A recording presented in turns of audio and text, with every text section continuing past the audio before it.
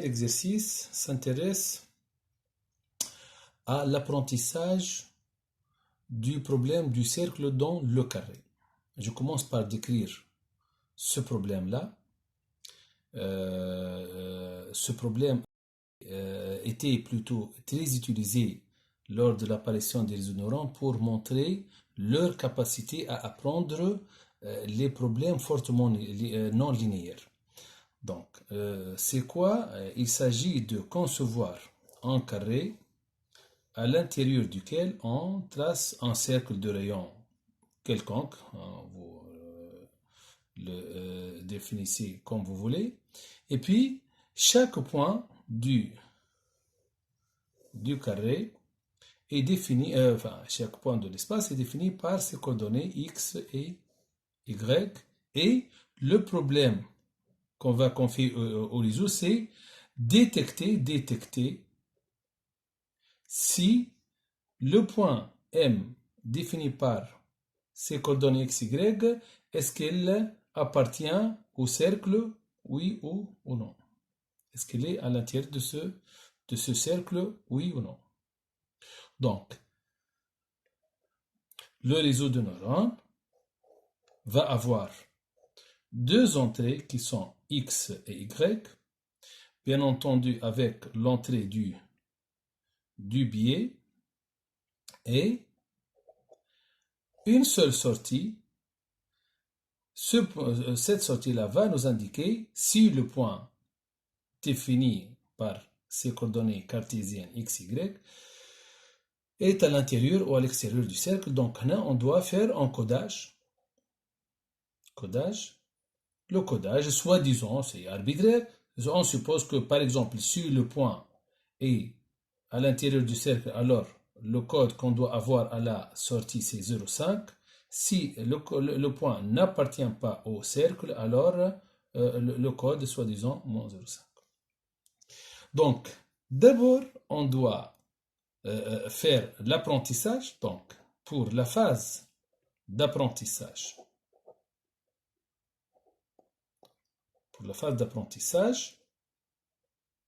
on doit préparer une base de données. Donc on va choisir arbitrairement 100 ou 200 points choisis aléatoirement à l'intérieur et à l'extérieur du cercle, et on prépare un tableau de la forme x, y, qui est le point M, et son appartenance, donc son code. Donc, par exemple, si je reviens à cette... Vous pouvez choisir le centre, l'origine du repère au centre du carré, hein, comme vous voulez. Donc, vous définissez le problème comme vous voulez. Alors, par exemple, je choisis ce point-là, c'est à l'extérieur du cercle qui est 0, 0. Alors, si elle est à l'extérieur, donc son code va devenir moins 0,5. Alors, un point... Par exemple, ce point-là, hein, je dis n'importe quoi. Par exemple, 0,1, 0,2, 0,1, 0,2. Alors, son code, hein, moins 0,5. Ce point-là, si j'admets que c'est 1 et c'est 1, alors ça va donner 0,5, 0,5. Alors, c'est un point qui est à l'intérieur, donc son code 0,5. Et ainsi de suite. Donc, là, on a bien préparé notre base d'apprentissage.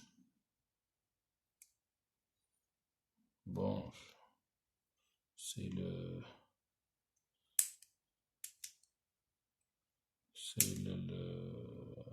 stylo de ma fille. Je vais écrire avec notre couleur. Voilà, bon, c'est toujours la même couleur. Là-bas, voilà, la phase d'apprentissage. Donc, voilà, nous avons un tableau de mesure. Ce tableau de mesure, on l'a défini nous-mêmes, mais il peut représenter n'importe quelle autre mesure, comme on a dit, par exemple, pour des mesures issues des des maladies, des mesures sur des machines, des caractéristiques des objets, etc., etc. Et chaque vecteur, voilà, donc on a un ensemble de vecteurs. Voilà, le premier vecteur, le deuxième vecteur et la sortie désirée. Ouais. Donc, là, pour la phase d'apprentissage, on présente un vecteur quelconque de cette base-là, on le propage. Donc, la sortie qu'il va nous donner au début, c'est tout à fait normal qu'elle ne va pas être la sortie désirée parce qu'on initialise le réseau de neurones aléatoirement au début. Donc, on calcule l'erreur et cette erreur-là va être utilisée pour modifier les coefficients synaptiques. Donc, si on dresse le schéma d'apprentissage, le schéma de l'apprentissage, alors, va être de cette forme-là. Voilà, ça c'est le réseau de neurones dont les paramètres sont les coefficients synaptiques. Ici, X et Y. Le biais, on suppose qu'il est à l'intérieur. Voilà. Et la sortie, on va la comparer par rapport à la sortie désirée. Voilà, ça c'est la sortie désirée. Donc l'erreur qu'on va utiliser, on va l'utiliser dans l'algorithme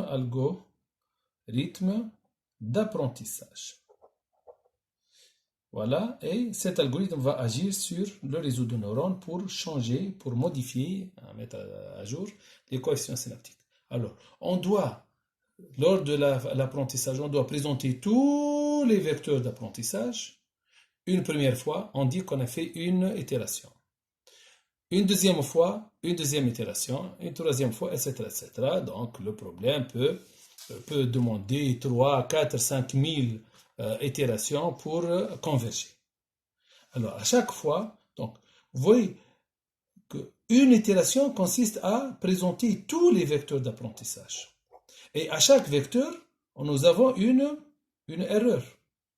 Donc, l'erreur totale, l'erreur quadratique moyenne va être la somme de toutes les erreurs calculées sur ces vecteurs, sur la base d'apprentissage. Donc, base d'apprentissage. Ces vecteurs-là, on les appelle patterns. Donc, pour cela, parfois, vous trouvez EP, pour P allant de 1 jusqu'à nombre de vecteurs d'apprentissage. Bien sûr, puisque c'est une erreur quadratique, alors on doit faire au carré. Voilà. Et parfois, on ajoute un demi ici pour des raisons pour faciliter le calcul. Voilà, donc ça, c'est l'erreur quadratique moyenne. Alors, si on essaie de prévoir la forme de la variation de l'erreur quadratique moyenne au cours des itérations, par exemple 1000 itérations, alors peut-être on peut la trouver comme ça. Donc, une fonction qui décroît. Et voilà, on peut arrêter pour l'arrêt de l'apprentissage,